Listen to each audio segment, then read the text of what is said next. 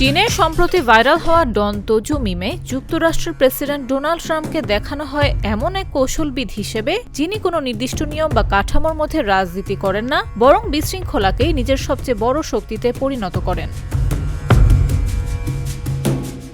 এই ব্যঙ্গাত্মক মিমে প্রাচীন চীনা সামরিক কৌশলবিদ শান জুর বিখ্যাত দ্য আর্ট অফ ওয়ারের দর্শনকে ট্রাম্পের রাজনৈতিক স্টাইলের সঙ্গে মিশিয়ে দেখানো হয়েছে, যেখানে বলা হচ্ছে যদি তুমি জানো না তুমি কি করছো তাহলে শত্রুও বিভ্রান্ত থাকবে।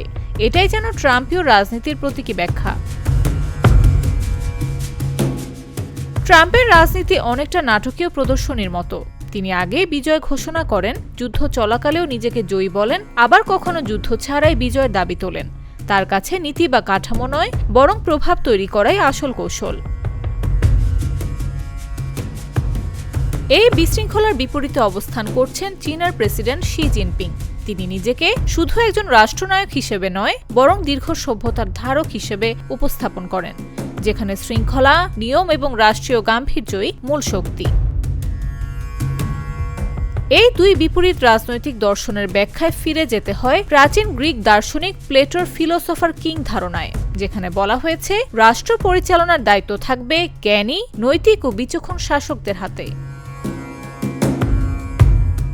ট্রাম্পের দর্শনকে অনেকেই বলেন দর্শনের অনুপস্থিতি, কিন্তু বাস্তবে সেটিও এক ধরনের পদ্ধতিতে পরিণত হয়েছে, কারণ তিনি এমন এক রাজনৈতিক পরিবেশ তৈরি করেন যেখানে সবাই তার প্রতিটি বক্তব্যের অর্থ খুঁজতে বাধ্য হয়।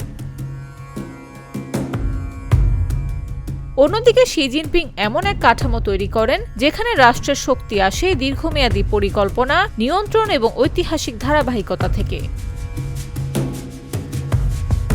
একদিকে দ্রুত সিদ্ধান্ত, নাটকীয়তা, অস্থিরতা, অন্যদিকে স্থিতিশীলতা, শৃঙ্খলা ও কৌশলগত ধৈর্য।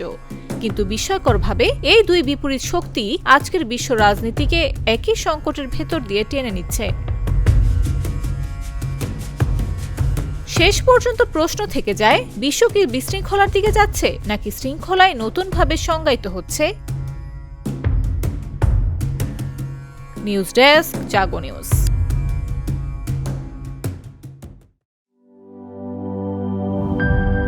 সব সমস্যার সমাধান হবে এই সস্তা কেবল বদলে বিজলি কেবলস লাগালে। বিজলি কেবল, নিরাপদ আজীবন।